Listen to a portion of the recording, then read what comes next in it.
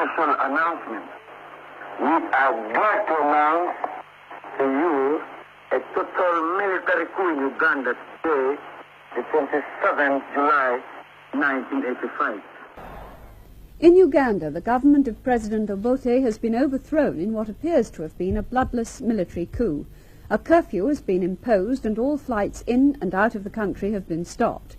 Dr. Obote is said to have escaped, but several of his ministers are reported to be under arrest.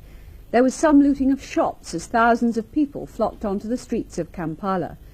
A bloodless coup, although an unknown number of people died in fighting or were murdered later, has put an end to Obote's rule. Obote left Uganda in tatters, taking millions in currency from the city's central bank before fleeing the country. A legacy that will be long remembered, for his face will appear on banknotes for years to come. The capital is quiet, but in the heat of victory, after hours of heavy fighting around the military and civilian centres of the capital, ill-disciplined troops ransacked the city.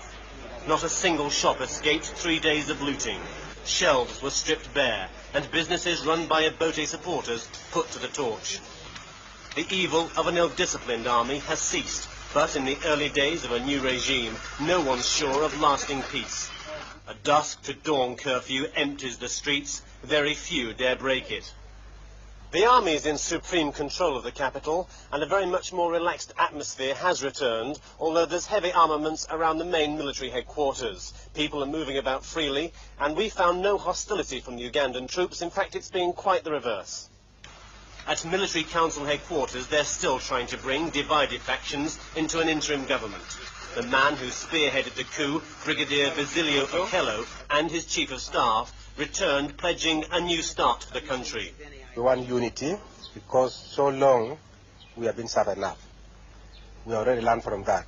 We appeal to all Ugandans to come to forget the past and come to develop Uganda in peace.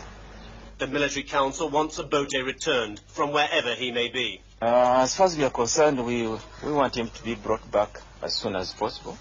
And of course he will face the law of the country. Whatever criminal charges, whatever offences he has committed, that will be according to the law of the country. The new head of state is General Tito Okello.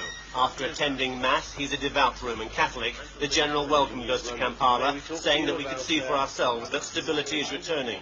But the General himself goes nowhere without a heavily armed guard that never leaves his side. I know Uganda people, they like to speak in English. But Uganda is not English.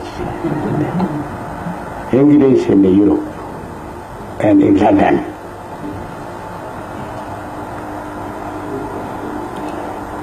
Gentlemen,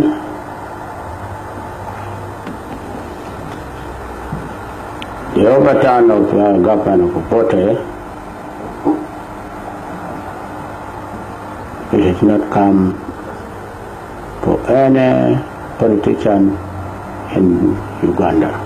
The new leaders have promised to establish peace on the rule of law and return to democracy. It's all been said before, but there is renewed hope that the curse of Uganda's brutal past may yet be lifted.